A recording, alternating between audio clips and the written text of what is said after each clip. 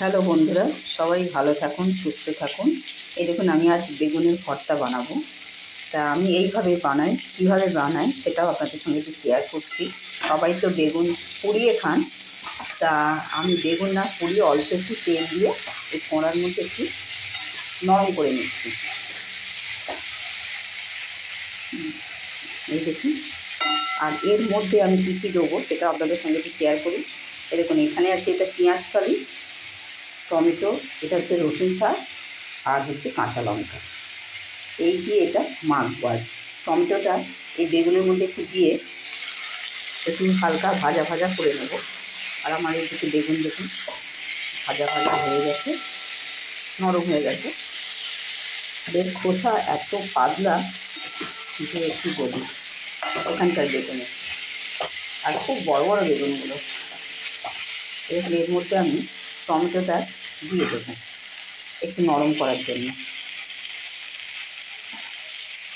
একটু ঢাকা দিয়ে দিই। এবার আমি এই টমেটোটার গায়ের খোসাটা একটু ছাড়িয়ে নিই।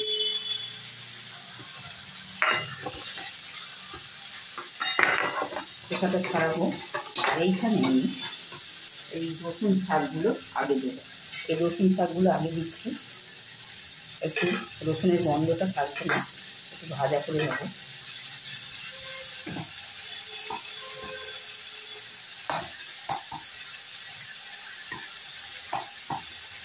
আর বেগুনটা নুন হলুদ দিয়ে খালি ঢাকা দিয়ে দিয়ে একটু নরম করে নিয়েছি।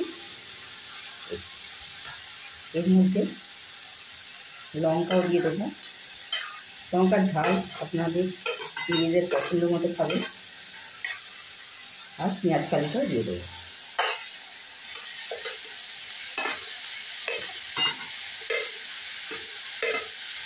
পেঁয়াজ কালি দিলে পেঁয়াজ আর দিতে হয় না। আর রসুন শাক যদি না থাকে, আপনারা রসুনের যে কলি ওইগুলো একটুখানি ভেজে নেবেন, গোটাই আর কি। রসুনের কলি ভেজে নিয়ে তারপর ওর সঙ্গে মাখবেন।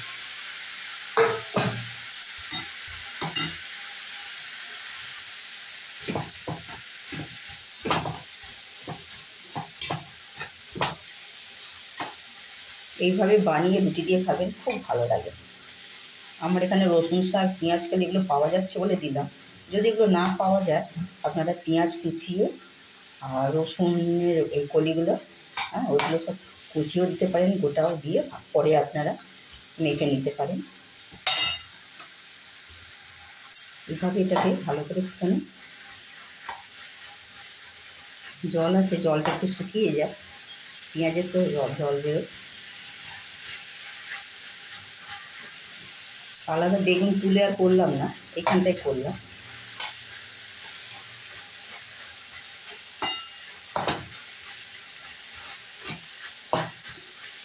এই দেখুন, এবার নরম হয়ে গেল পেঁয়াজের কালি নরম হয়ে গেছে। এবার এগুলো একটু মাখ।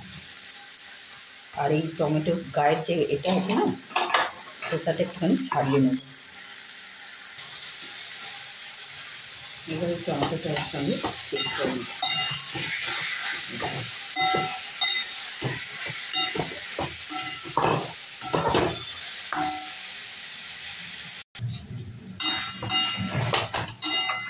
এই দেখুন,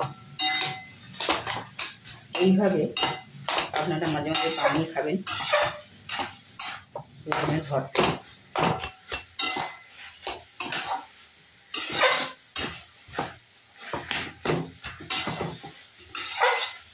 সব নরম হয়ে গেছে, বেগুনটাও ভাজা ভাজা হয়ে গেল এর সঙ্গে।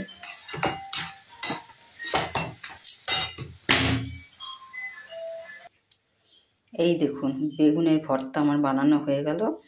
আপনারাও এইভাবে বানিয়ে খেতে পারেন। সবাই ভালো থাকুন।